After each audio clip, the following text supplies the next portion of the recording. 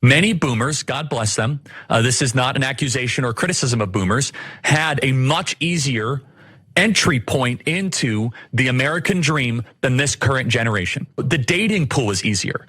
It was not full of young women that are infected with the Jezebel Spirit that had no interest in getting married or having children, that wanted to be the boss of the relationship.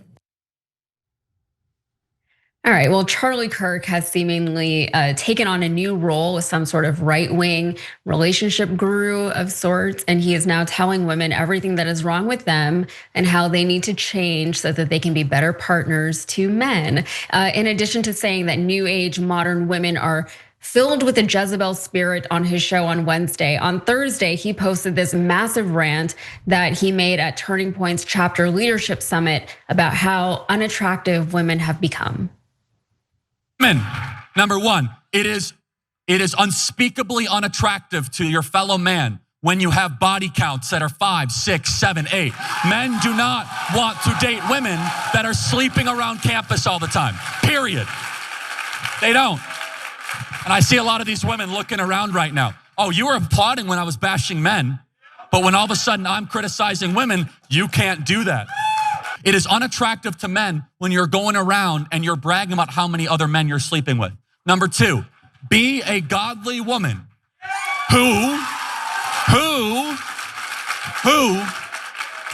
is willing to submit to a husband under the covering of Almighty God. 5 people. Okay, stop. There's so much more. I want to get to all these clips because they're all so good. But first, I don't know a single woman who goes around bragging about how many men she slept with, but let's get on to the next clip. Okay, so after that, he went on to say that marriage shouldn't be equal because that is not how God designed it. In a marriage, you're gonna submit to your husband, and you should submit to your husband. And by the way, the husband has an unbelievable responsibility to then submit to God and to make sure that marriage and that family is under a godly covering. Now, some women in this audience are like, nope, not for me. I'm gonna make my own income. I'm gonna find a man and we're gonna be egalitarian. That's fine, but I'm gonna just push back. That's not God's design for marriage. The man is the head of the household. That is as the Bible prescribes it. The Bible has prescribed it and has worked for thousands of years. And let's just ask a question. Is it working, this idea of egalitarianism? Divorce rates are nearly 50%. Depression is on the rise, anxiety's on the rise, because deep down, and I know this is true, deep down, the ladies, even in this room that play the girl boss thing on Instagram, deep down, you're begging for a man to lead you.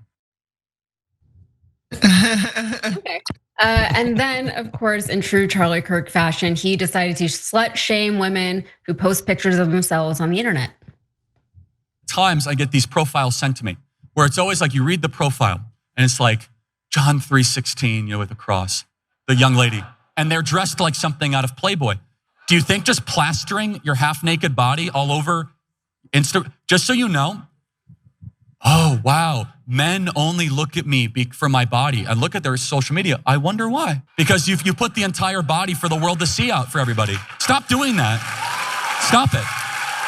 And people will say, Charlie, you have no right to tell women. You can do it if you want. I'm telling you, it's preventing you from getting what you want.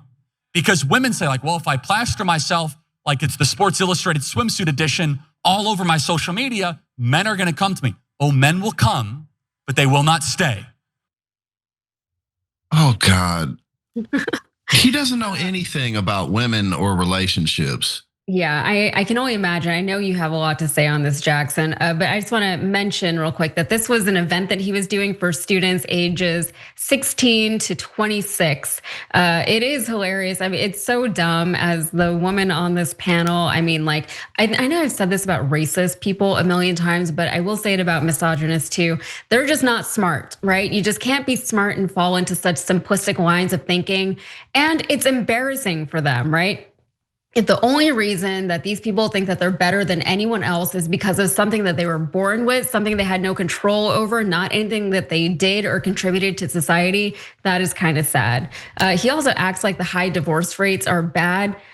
Objectively, they're kind of neutral, and back in the day, whenever we had lower divorce rates, we also had more women committing suicide in their marriages because they couldn't escape, And all of this is just an effort for Republican and conservative men to keep their women, barefoot and pregnant in the kitchen, because they don't want them to have any skills. They don't want them to have their own money. They don't want them to have any kind of independence or autonomy over their own lives. And we know that. We know that that's what they're after. But Jackson, let me get your thoughts on this, because you're chomping at the bit. I mean, there's so much to say, but like the reality is like, I mean, I'm pretty fascinated with interpersonal dynamics of all kinds between human beings. And the truth is that, if you look at things like, marriage and divorce rates and things like that, those are always in flux with how society is structured, right? And you alluded to that, you go further back in time, women didn't have the freedom to leave. These days, women make more money, women have more access to social freedoms, and men are required to be better people. You know what I'm saying? So like, and first and foremost, that's a struggle in and of itself, because you have to actually try. You're not entitled. So really a lot of what the crisis that we're dealing with is just entitlement. But among men who think that women should just be falling and fawning at their feet. But the truth is that human beings aren't particularly designed or made to just be with one person forever. I mean, how many boyfriends or girlfriends have all of us had? Like if we were just supposed to be with one person, we never would have broke up with nobody. And just because you don't stay with somebody doesn't mean it's a bad thing. Like there's so much to learn from each relationship that you're in, and everything has a season. So I think that we cause ourselves a lot of pain and a lot of heartache by thinking that things are supposed to be this way.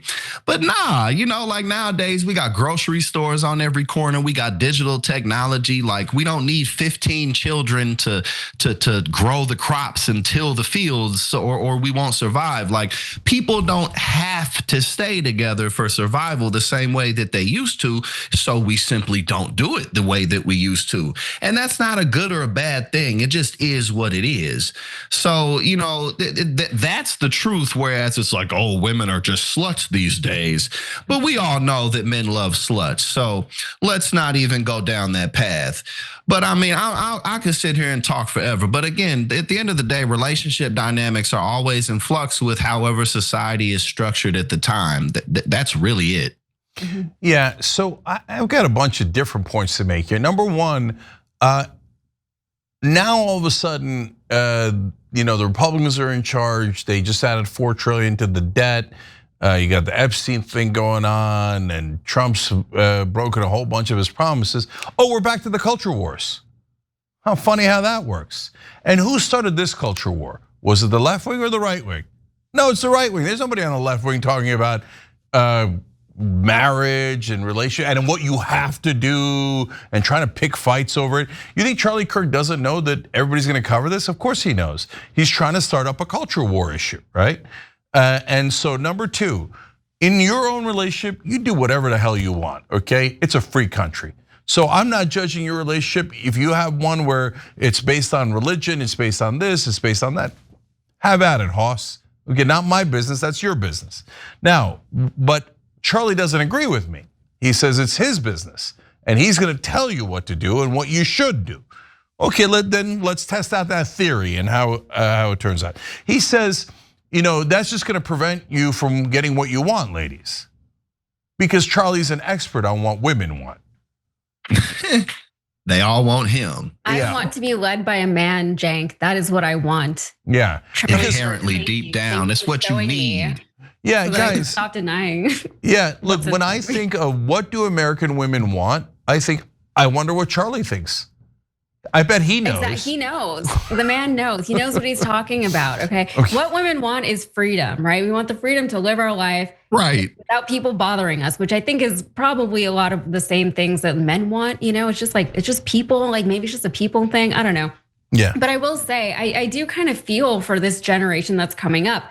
I am so grateful, and I tell my husband this, I'm so grateful that I have him so that I'm not out there in the dating world, because it's crazy, You have all this stuff on social media, you have like all these different dating apps. Your world is more insular now, so you're not actually meeting people in any kind of organic way. Even meeting people through mutual friends, I feel like isn't as common of a way to meet people as it used to be. And at this point, it's so crazy out there. I'm assuming that if I ended up getting a divorce from my husband, I'm just gonna be single. Like, I'm not even gonna try and like deal with any of that. And what's interesting to me with all of this is how each generation sees these problems differently, or even what they consider to be a problem, right? So let's say for the millennials and Gen X generation, marriage equality was a really, really big deal. That was a thing that we were all fighting for. And then Gen Z came around, they're like, why'd you fight so hard for that? We're not even like interested in getting married right now.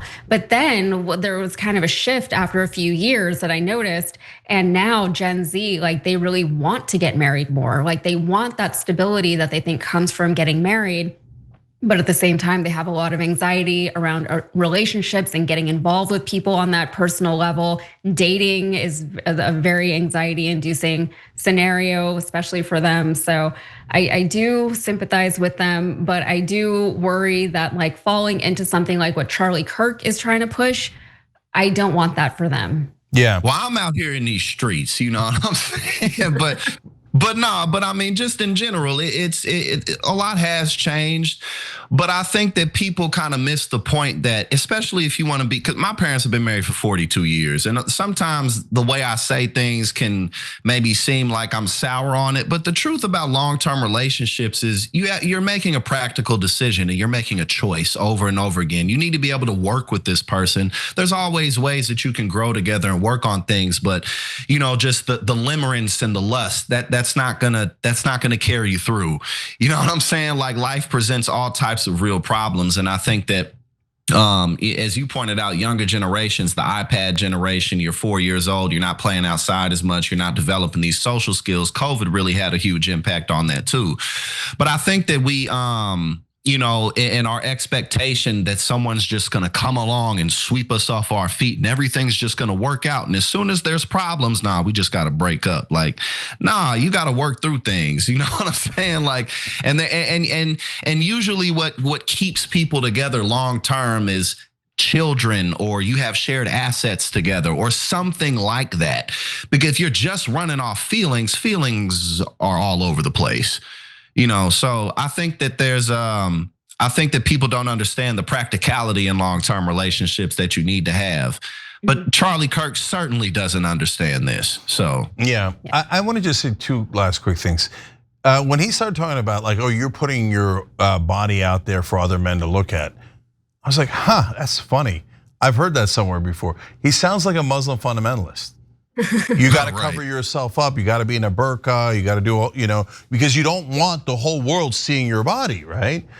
And deeply ironic, given that Charlie Kirk was recently saying some significantly anti-Muslim things when Mamdani won the primary in New York, right? So, because then the next things he said, by the way, is also not all Muslims at all, not even close to the majority of Muslims, but to Muslim fundamentalists, right? Which is be a godly woman, listen to your husband.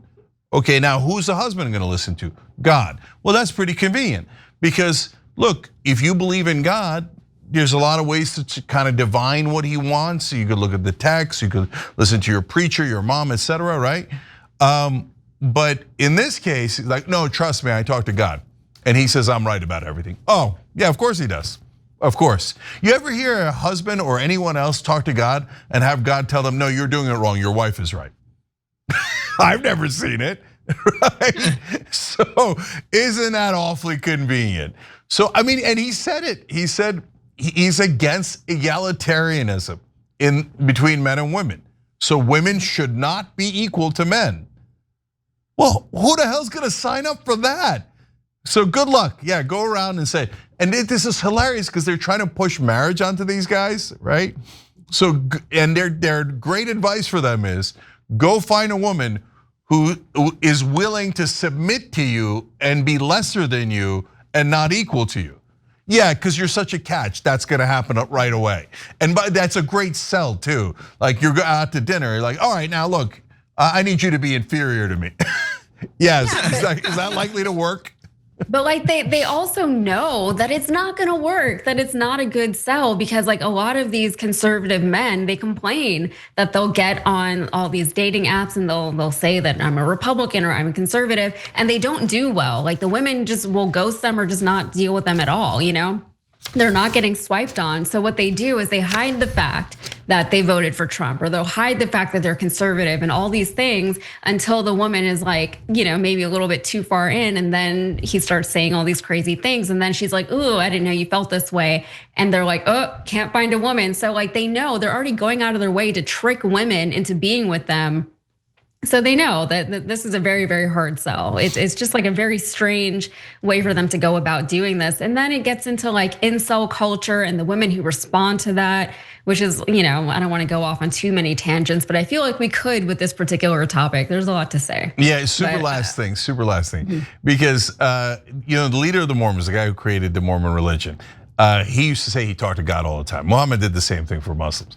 And so and both Mormons, Muslims in the old days, could have multiple wives, right? And it came from John Smith, who is this guy. And the first time that he had this revelation from God, he tells his wife, right? This is a real story. Okay, I'm simplifying it, but it's a real story. He comes to his wife and says, I talked to God. He says I should.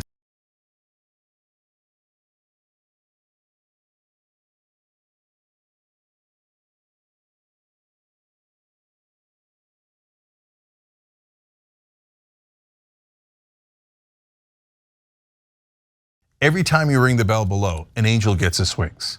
Totally not true, but it does keep you updated on our live shows.